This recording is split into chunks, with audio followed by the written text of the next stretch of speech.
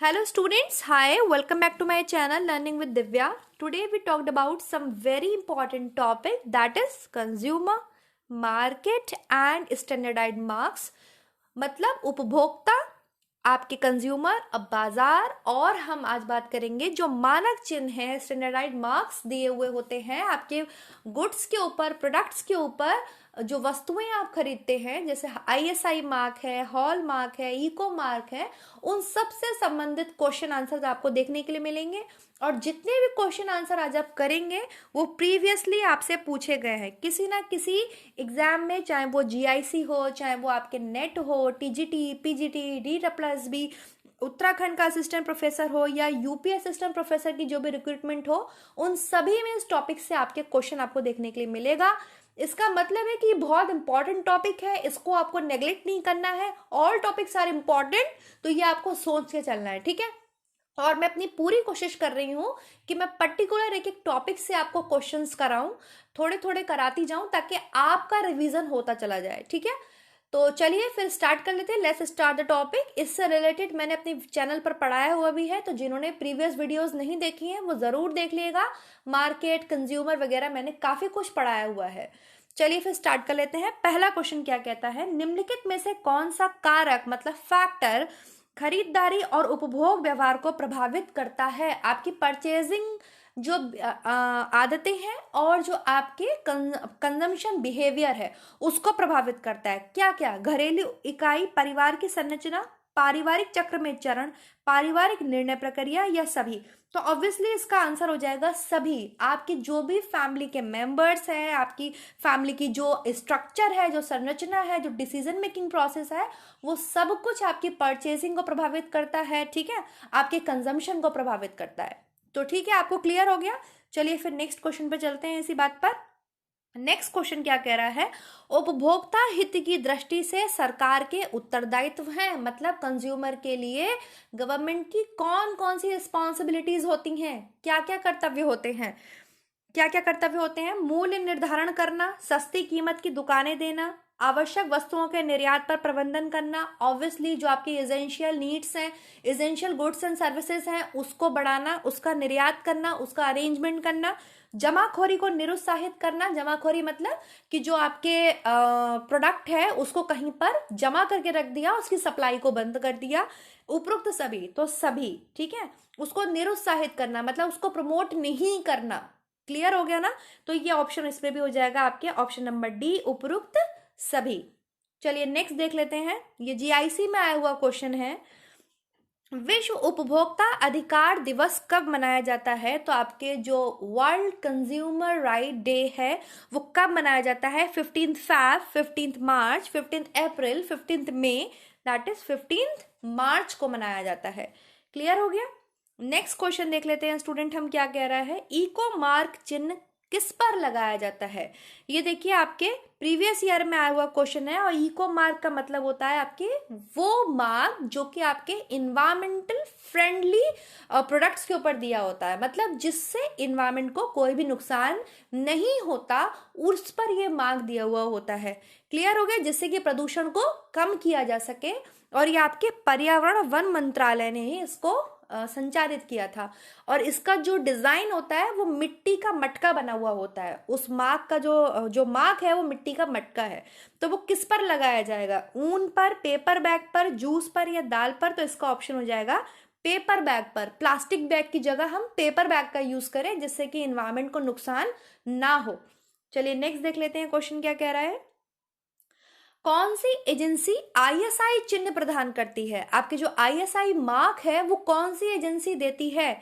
Indian standard institute, international standard institute, bureau of Indian standard, या bureau of international standard? कौन सी agency देती है? तो इंडियन स्टैंडर्ड इंस्टीट्यूट आपके आईएसआई मार्क को प्रदान करती है। क्लियर हो गया? चलिए नेक्स्ट देख लेते हैं। ये सारे मार्क्स वगैरह और आपके कंज्यूमर प्रोटेक्शन एक्ट को मैंने पढ़ाया हुआ है, जिन्होंने भी वीडियोस नहीं देखी हैं वो देख लीजिए। ये क्वेश्चन भी आपके प्रीवियस ईयर में आया हुआ है, DSSB में आया हुआ है। हॉलमार्क सोना, हॉलमार्क जो होता है वो दिया किसके ऊपर जाता है? हॉलमार्क जो है आपके वो ज्वेलरीज के ऊपर दिया जाता है, ठीक है। तो सोने की बात आ रही है, सोने से आपकी क्या बनती है, ज्वेलरी बनती है, वो कितनी मात्रा में शुद्ध होता है, 100%, 99.8%, 95.26% या 91.6%। तो इसका जो ऑप्शन है, जो आंसर है वो है 95.26% मात्रा में शुद्ध होता है, ठीक है, प्योर होता है। चलिए नेक्स्ट क्वेश्चन देख लेते हैं। उपभोक्ता संरक्षण अधिनियम कब पारित हुआ था? 24 दिसंबर 1980 को उपभोक्ता संरक्षण अधिनियम मतलब कंज्यूमर प्रोटेक्शन एक्ट सीपीए कब पारित हुआ? 24 दिसंबर 1982 को, 24 दिसंबर 1986 को, 24 दिसंबर 2000 को। तो 24 दिसंबर 1986 option number C is right.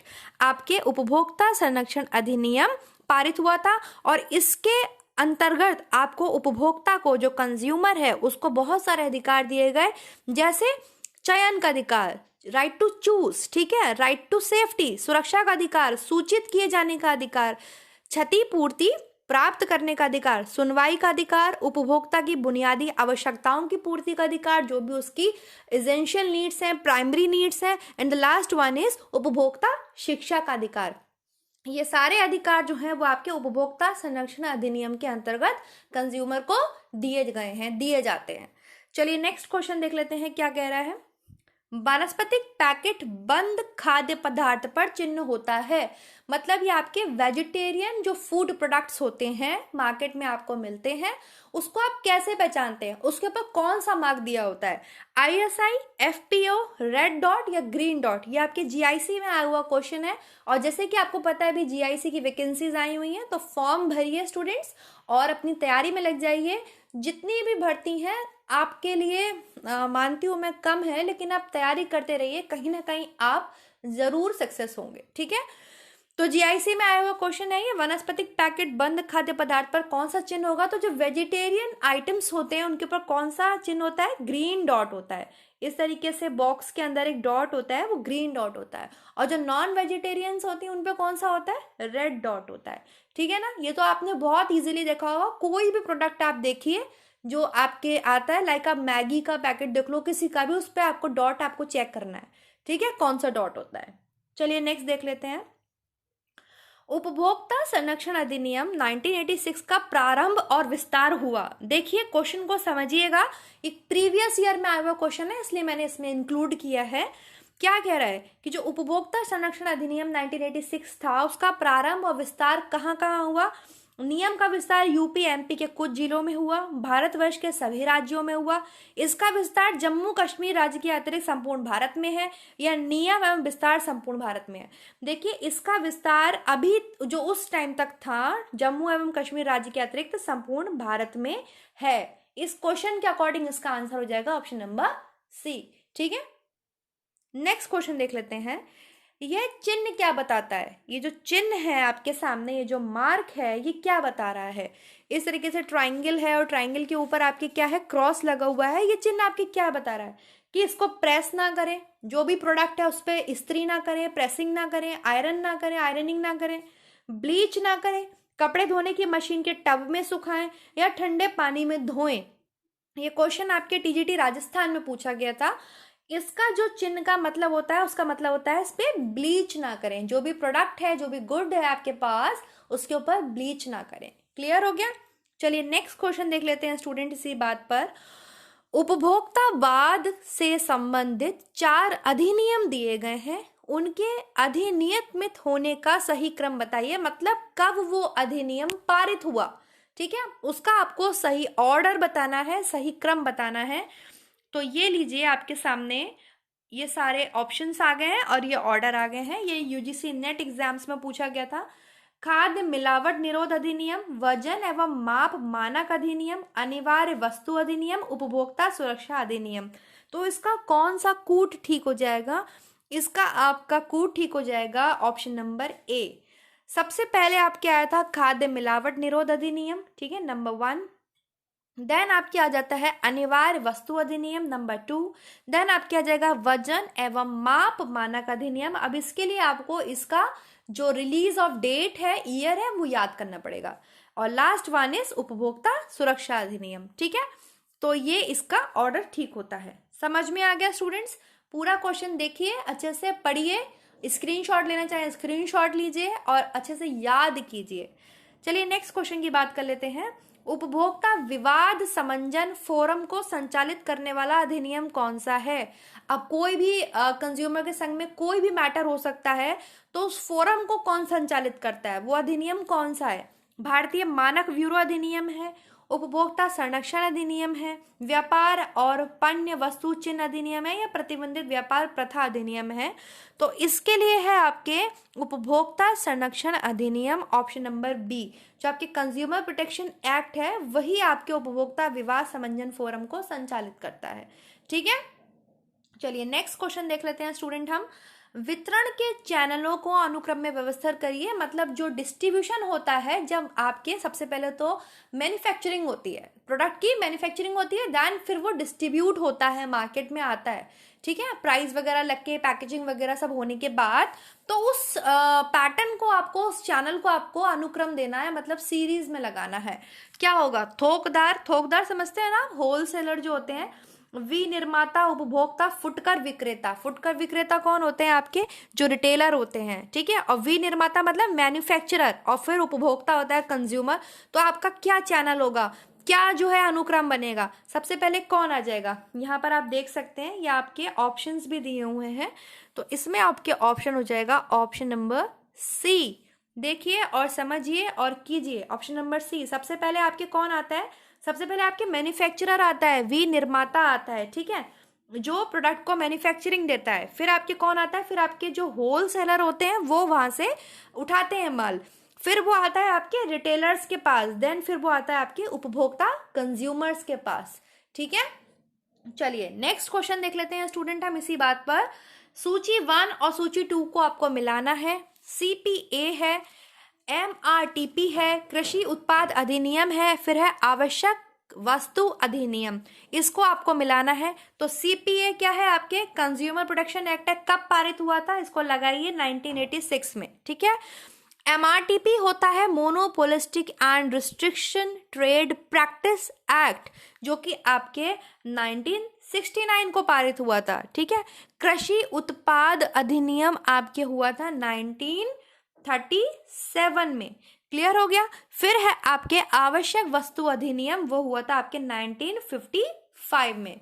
So students, ये आपको बहुत अच्छे से सब याद करने पड़ेंगे, तभी आप इसका आंसर दे पाएंगे। क्लियर हो गया? चलिए, तो फिर अब आप ऑप्शन देख के, आराम से कोड देख के ऑप्शन चूज कर सकते हैं। ये भी आपके नेट के एग्जाम में पूछा गया था। नेक्स्ट क्वेश्चन है स्टूडेंट्स,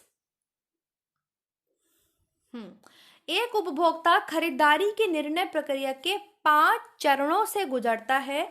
डिसीजन मेकिंग के विभिन्न चरणों को आप सही क्रम में लगाइए। एक उपभोक्ता है, कंज्यूमर है, वो खरीदारी करने गया है, उसने वहां डिसीजन लिया, उसके 5 चरणों से गुजरता है। ठीक है, अब आपको वो लगाने हैं सही क्रम में। वो क्या क्या है? सबसे पहले तो आप देख लीजिए, ज्ञापन शोध है, समस्या की पुष्टि है, खरीदारी का निर्णय है, खरीदारी पश्चात आचरण है, विकल्पों का मूल्यांकन है। सबसे पहले वो क्या देखता है? एडवर्टाइजमेंट देखता है कि समस्या उसके पास क्या उत्पन्न होती है। सबसे पहले उसके पास एक प्रॉब्लम होती है। ठीक है, समस्या पुष्टि करता है वो। फिर वो क्या करता है? ज्ञापन शोध करता है, मतलब एडवर्टाइजमेंट वगैरह देखता है। फिर क्या करता है वो? विकल्पों का हाँ, उसके पास बहुत सारे विकल्प होते हैं। बहुत सारे विकल्प मतलब अब उसने कई सारे एडवर्टाइज देख लिए। मान लीजिए आप शैम्पू का ले लीजिए, तो कई सारे उसने ब्रांड्स के शैम्पू देख लिए। अब वो जो उसके पास ऑप्शंस हैं उसको वो एनालाइज करता है कि कौन सा बेस्ट ऑप्शन है। फिर वो क्या कर लेता है? खरीदारी का निर्णय कर लेता है, डिसीजन ले लेता है। अब यहाँ पर ये सोच के आप ऐसे ऑप्शन मत चूज करना कि मूल्यांकन तो हमेशा लास्ट में ही होता है, तो हम मूल्यांकन लास्ट में ही रखेंगे। मूल्यांकन किसका हो रहा है पहले ये देखिए, विकल्प का हो रहा है, खरीदारी का मूल्यांकन नहीं हो रहा है। फिर लास्ट में क्या होगा? खरीदारी पश्चात वो आचरण करता है, उसको टेस्ट करता है, यूज करके देखता है। क्लियर हो गया? तो ये सोच के आप अच्छे से एनालाइज करके करना। अब ये मत देखना मूल्यांकन लिखा है तो लास्ट में अगर मूल्यांकन आ रहा है तो हम लास्ट वाला ही ऑप्शन चुन लें। और सबसे बड़ी बात तो यहाँ पर ये है कि मूल्यांकन 5th नंबर पे है और लास्ट में कहीं पर भी दिया हुआ नहीं है, तो ये भी आप देख के चलेंगे। ठीक है, चलिए नेक्स्ट देख लेते हैं। बाकी तो आप सब बहुत समझदार हैं। नेक्स्ट क्वेश्चन है स्टूडेंट, सूची दी गई है आपके सामने, दोनों को आपको मिलाना है। देख लीजिए, बहुत बढ़िया आ गया है। इको मार्क किसके ऊपर दिया होता है, हॉल मार्क किसके ऊपर दिया होता है, ISI मार्क किसके ऊपर होता है, एग मार्क किसके ऊपर होता है। तो अभी हमने बात करी थी, इको मार्क होता है आपके पर्यावरण अनुकूल उत्पाद, जो भी प्रोडक्ट आपके इको फ्रेंडली होते हैं, पर्यावरण को नुकसान नहीं देते, उनके ऊपर। हॉल मार्क किसके ऊपर होता है आपके, हॉल मार्क आपके आभूषण के ऊपर होता है, आपकी ज्वेलरीज के ऊपर होता है, ठीक है। ISI मार्क किसके ऊपर होता है, जितने भी आपके उत्पाद प्रमाणीकरण है, जो भी प्रोडक्ट है उसको जो प्रमाण दिया जाता है उसके ऊपर ISI मार्क होता है। और एग मार्क किसके ऊपर होता है, एग मार्क आपके कृषि संबंधी जो भी प्रोडक्ट होता है, विपणन होता है, उसके ऊपर दिया होता है, ठीक है। तो आपके ऑप्शन यहाँ पर आप लगा सकते हैं, कूट देख के इसको आप क्लियर कर सकते हैं। चलिए नेक्स्ट क्वेश्चन देख लेते हैं। उपभोक्ता को उपलब्ध 4 मूलभूत अधिकार हैं। हमने इतने सारे अधिकारों की बात करी, लेकिन कुछ अधिकार ऐसे हैं जिसके फंडामेंटल राइट्स हैं, मतलब प्राइमरी राइट्स हैं। कौन से वो मूलभूत बेसिक जो राइट्स हैं वो हैं, सुरक्षा का अधिकार, सूचना का अधिकार, संरक्षण का अधिकार, विकल्प का अधिकार या सुनवाई का अधिकार। तो जो सबसे इंपॉर्टेंट 4 मूलभूत अधिकार हैं वो है आपके ऑप्शन नंबर बी, ठीक है। सुरक्षा का अधिकार, सूचना का अधिकार, विकल्प का अधिकार और फिर सुनवाई का अधिकार। क्लियर हो गया। चलिए नेक्स्ट क्वेश्चन देख लेते हैं स्टूडेंट, हम क्या कह रहा है। The following is a group of consumer right. उपभोक्ता अधिकारों का समूह है। अब समूह देख के आपको सही ग्रुप को चूज करना है। Right to safety, right to choose, right to be heard, मतलब सुरक्षा का अधिकार, चयन का अधिकार, सुनवाई का अधिकार। Right to be informed, right to choose, right to buy. या सी ऑप्शन है right to educate, right to hear, right to produce. या फोर्थ ऑप्शन है नन ऑफ द अबव। तो कौन सा सही है, तो सबसे पहला ही सही है, सुरक्षा का अधिकार, चयन का अधिकार, सुनवाई का अधिकार, ठीक है। ये भी आपके GIC में आया हुआ क्वेश्चन है स्टूडेंट, GIC प्रवक्ता 2015 में आया था। तो राइट टू सेफ्टी सुरक्षा का अधिकार, राइट टू बी चूजन का अधिकार, राइट टू बी हियर्ड उसके सुनवाई का अधिकार, राइट टू बाय खरीदने का अधिकार, सब बाद की बात है, ये सब नहीं। पहले सबसे पहले ये जो अधिकारों का जो समूह है, अगर हम प्राइमरी अधिकारों की बात करते हैं तो ये आ जाते हैं। क्लियर हो गया। नेक्स्ट क्वेश्चन देख लेते हैं स्टूडेंट्स। जागरूक उपभोक्ता बनने के लिए व्यक्ति को क्या करना पड़ता है, बिल लेना आवश्यक नहीं है, taking bill is not required, should be influenced by the advertisement, बस विज्ञापन से प्रभावित हो जाना चाहिए, उपभोक्ता अधिकारों के प्रति जागरूक होना चाहिए, या नॉन ऑफ द अबव। क्या करना चाहिए, एक आपको जागरूक उपभोक्ता बनने के लिए, टू बी अवेयर कंज्यूमर बनने के लिए, should be aware about consumer right. सबसे पहले आपको कंज्यूमर के जो राइट्स हैं उससे आपको जागरूक होना चाहिए स्टूडेंट, ठीक है। ये है क्वेश्चन, आपको सबसे पहले उससे जागरूक होना चाहिए, ना कि आपको विज्ञापन से प्रभावित होना चाहिए। ये तो ऐसा बिल्कुल नहीं करना चाहिए कि आपको बिल लेना ही नहीं चाहिए, हर चीज का आपको बिल लेना चाहिए। चलिए नेक्स्ट क्वेश्चन देख लेते हैं स्टूडेंट, इजी क्वेश्चन है। उपभोक्ता का अभिप्राय है, कंज्यूमर का मतलब है, कंज्यूमर क्या है, ऐसा व्यक्ति जो माल को पुनः विक्रय के लिए प्राप्त करता है, मतलब आप माल जो प्रोडक्ट है वो क्यों खरीदते हैं, ताकि दोबारा सेल कर सकें। ऐसा व्यक्ति जो चिकित्सक की सेवा भुगतान करके प्राप्त करता है, ऐसा व्यक्ति जो माल को किसी वाणिज्य प्रयोजन के लिए प्राप्त करता है, ऐसा कोई व्यक्ति जिसे भवन की जरूरत है। ये क्वेश्चन भी आपके GIC एग्जाम में आया हुआ है। तो ऐसा व्यक्ति ऑप्शन नंबर बी हो जाएगा, जो आपके वस्तु को खरीदता है, सेवा प्राप्त करता है। जागरूक उपभोक्ता बनने के लिए सबसे पहले आप क्या करते हैं, प्रोडक्ट को खरीदते समय उसके लेबल को पढ़िए, लेबल पे जो उसकी मात्रा, वजन वगैरह सब लिखी है उसको देखिए। तो according to the option second option ठीक है, जो चिकित्सक की सेवा भुगतान करके प्राप्त करता है, ठीक है। आप कोई भी प्रोडक्ट लेते हैं पहले उसके लिए पे करते हैं, फिर उसको प्रोडक्ट को लेते हैं, ना कि इसलिए लेते हैं कि उसको दोबारा सेल कर सकें, ना कि इसलिए लेते हैं कि उसका कमर्शलाइजेशन कर सकें, और ना कि इसलिए लेते हैं ताकि उससे आप घर बना सकें, भवन बना सकें, ठीक है ना। तो अकॉर्डिंग टू द ऑप्शन ये ऑप्शन ठीक हो जाता है। चलिए नेक्स्ट क्वेश्चन देख लेते हैं। The basic food items are like atta, sooji, milk, edible oils are standardise and marketed under the marks. किस मार्क के अंतर आते हैं? सामान्य खाद्य पदार्थ जैसे आपके आटा, सूजी, तेल, दूध का मानकीकरण और बाजारीकरण निम्नलिखित चिन्ह के तहत होता है। कौन सा चिन्ह लगा होता है? एग मार्क होता है, ISI मार्क होता है, FPO होता है या BIS होता है। तो एग मार्क जो होता है उसके तहत आपके जो भी सामान्य खाद्य पदार्थ होते हैं, आटा, सूजी, तेल, दूध, उनका मानकीकरण किया जाता है, मतलब उनको स्टैंडर्डाइज किया जाता है, ठीक है। और ये खाद्य पदार्थ, इससे ये पता चलता है कि ये खाद्य पदार्थ शुद्ध है या नहीं है। क्लियर हो गया? तो एग मार्क हो जाएगा। इसके अलावा भारत में आपके जो भी कृषि और उत्पाद होते हैं, खाद्य या कृषि खाद्य उत्पाद जो होते हैं, उन पर एग मार्क लगा हुआ होता है। चलिए नेक्स्ट क्वेश्चन देख लेते हैं स्टूडेंट्स। ये आज की वीडियो का लास्ट क्वेश्चन है। एकाधिकार और नियंत्रित व्यापार अधिनियम किस वर्ष प्रभाव में आया? तो आपके जो MRTP है, अभी मैंने आपसे बात करी थी, MRTP को ही आपके जो है एकाधिकार और नियंत्रित व्यापार अधिनियम बोलते हैं हिंदी में। ये कब आया?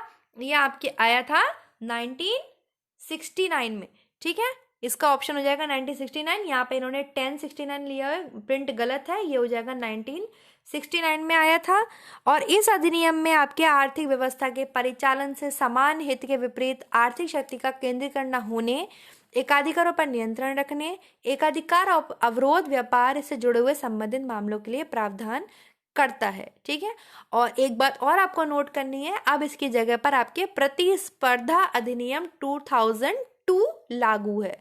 तो MRTP के बारे में पढ़िएगा। इसके अलावा आपको प्रतिस्पर्धा अधिनियम 2002 भी पढ़ना है, जो कि इसकी जगह पर इस समय चल रहा है। चलिए students, thank you so much. Video कैसा लगा? लाइक, सब्सक्राइब, शेयर करना मत भूलिएगा, चैनल को कमेंट करना मत भूलिएगा, फीडबैक जरूर दीजिएगा। और ऐसे ही हम एक एक टॉपिक से रिलेटेड क्वेश्चन आंसर्स को चैनल पर करते रहेंगे। और स्टूडेंट्स को भी आप लोग ऐड कीजिए, अपनी रिस्पॉन्सिबिलिटीज को निभाइए, ताकि सबका थोड़ा थोड़ा भला हो सके। चलिए, thank you so much. Next video मिलते हैं नेक्स्ट टॉपिक के साथ। तब तक अपना ध्यान रखिए। Stay safe and stay home.